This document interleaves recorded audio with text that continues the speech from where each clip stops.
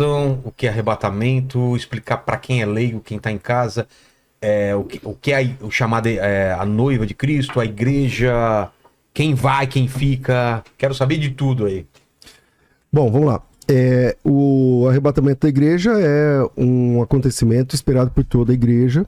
É muito difícil, né? Eu acho que menos de 1% dos cristãos dizem que o arrebatamento não acontecerá. Todos os cristãos, geralmente, concordam com o arrebatamento da igreja. É uma doutrina clara nas escrituras. Jesus Cristo voltará para buscar a igreja. E protestantes, todos? Todos. Agora, em que momento esse arrebatamento se dará é o que divide algumas opiniões, né? Aqui no Brasil, a maioria dos irmãos, por serem evangelizados por um viés americano, eles são pré-tribulacionistas. Acreditam que Jesus volta antes da grande tribulação. E há também correntes mais antigas, como o pós-tribulacionismo, e o mesotribulacionismo, que está antigo também, mas é menor, né, no sentido de representatividade. Então, na linha do tempo, o pós-tribulacionismo é mais antigo, muito mais antigo, o pré é mais recente. Mas, em número, o pré é muito maior, especialmente aqui no Brasil. Em alguns países é o contrário. Então, você pega, por exemplo, países na Europa, países reformados, geralmente o pós é maior também. Mas aqui no Brasil, o pré é maior, o pós depois e o meso por último. Não sei se eu contribuí. Alguém quer completar essa parte inicial para explicar o contexto? A curiosidade que todo mundo tem com o fim, né, Vilela? Então, assim, ninguém... Como um livro, como um filme, tudo se encaminha para um fim, né? Tudo se encaminha assiste um filme, assiste um livro, e o final, por ser uma coisa que é importante para qualquer história, acaba ficando na nossa cabeça. E eu imagino que também essa história, o apocalipse, ou como as coisas vão terminar, pelo menos para mim, é um assunto que me encanta muito e tem essa... É fascinante, né? É fascinante, porque assim, ó, eu acho que uma coisa que a gente precisa criar um pano de fundo é o seguinte, as religiões mundiais, né, religiões antigas mortas ou religiões antigas ainda atuais, como hinduísmo, budismo, no passado, religiões romanas, assíria, babilônicas, nenhuma cosmovisão do mundo, Vilela, tem uma perspectiva linear da história. Todas as cosmovisões religiosas são cíclicas. Tá. Ou seja, é um eterno recomeço, a vida não tem um propósito definido, você não veio por um propósito, também não tem um destino objetivo. Então, a perspectiva judaico-cristã, né, que vem pelas escrituras, pela revelação de Deus nas escrituras, rompe com esse ciclo, com essa visão majoritária no mundo inteiro de uma história cíclica e coloca a história com começo, meio e fim. E isso é fantástico, isso é assim, uma revolução no pensamento religioso do ponto de vista sociológico, né? Porque mostra que na cosmovisão judaico-cristã, mostra que Deus está no governo da história. As coisas surgem com um propósito e Deus está administrando a história até o seu ápice. Então, quando você pega as escrituras, por exemplo, as escrituras como livro, ela já mostra isso, é uma coisa fantástica. E eu mostro isso para alguns colegas em palestras, né? Você pega a Bíblia, por exemplo, né? Então, como livro hoje é fácil demonstrar isso. Então você pega aqui os 2 primeiros capítulos da Bíblia, né? Os 2 primeiros capítulos, e você vem aqui no final e segura os últimos 2 capítulos do Apocalipse. Certo. Tá? Então, Gênesis 1 e 2, Apocalipse 21 e 22. O que significa isso? É que é o plano divino da história. É como Deus planejou a história humana. Antes do tempo, antes da criação, era só Deus que existia, e Deus decidiu pela sua vontade soberana que as coisas viessem à existência.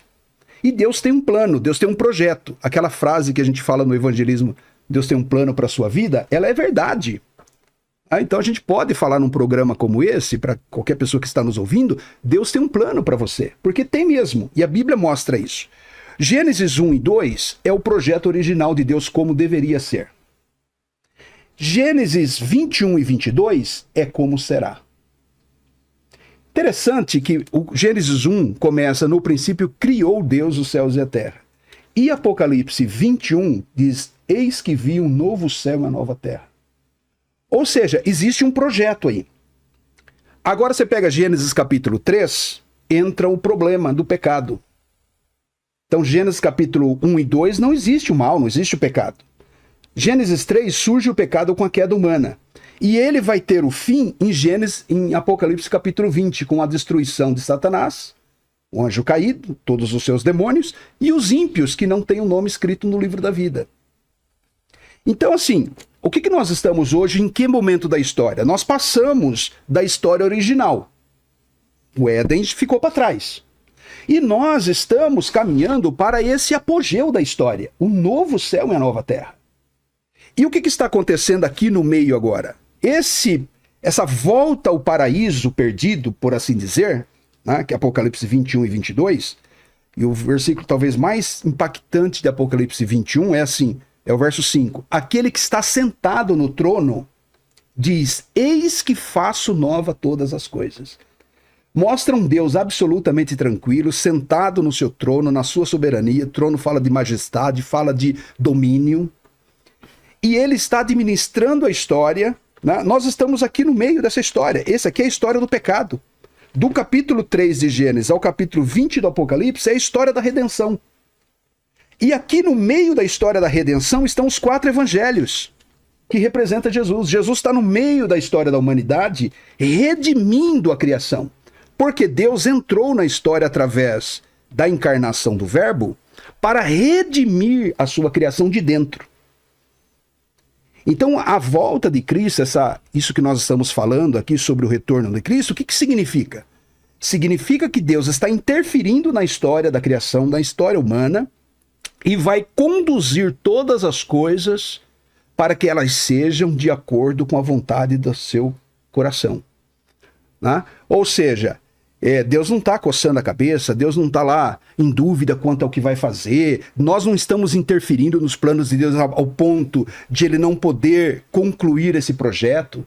Então, quando você vai para o Apocalipse 21 e 22, passou arrebatamento, passou grande tribulação, passou anticristo, passou um monte de coisa, né? E chegamos agora naquilo que Deus planejou desde o começo, que era ter o homem a sua imagem, a sua semelhança, em perfeita harmonia e comunhão. E aí é lindo, né, Apocalipse 21 e 22, porque vai narrar esse chamado estado eterno, né, ou a eternidade, o novo céu e a nova terra, como sendo novamente uma nova criação. As nações andarão à sua luz. O próprio céu desce para a terra. Hoje a gente fica nessa dicotomia entre mundo espiritual e mundo material, mas fala que o céu desce para a terra e agora é Deus mesmo que anda entre nós. Então, escatologia não é uma doutrina de maluco, né? Não é uma doutrina secundária nas escrituras. Escatologia, que é a doutrina das últimas coisas, que envolve arrebatamento, grande tribulação, volta de Jesus, batalha da Armagedon, milênio, juízo final, novo céu e nova terra, tudo isso é fundamental para a nossa fé. Essa é uma mensagem evangelística nossa. Falar que Jesus voltará, falar que haverá novo céu e nova terra, é uma mensagem de salvação para a humanidade. Porque Deus está entre nós, através do Evangelho de Cristo, convidando, né? Apocalipse 21, 22 termina assim, o Espírito e a esposa dizem vem. E quem ouve, diga vem. E quem quiser, tome de graça da água da vida. É um convite à salvação. Né? É um convite ao reino de Deus, né? A história bíblica é a história do reino de Deus. Como que é a oração do Pai Nosso? Pai nosso que estás no céu, santificado seja o vosso nome. Venha a nós o vosso reino. Cadê o reino de Deus? Nós estamos aguardando o reino de Deus ser implantado, e ele será implantado, porque Deus é rei. Tá?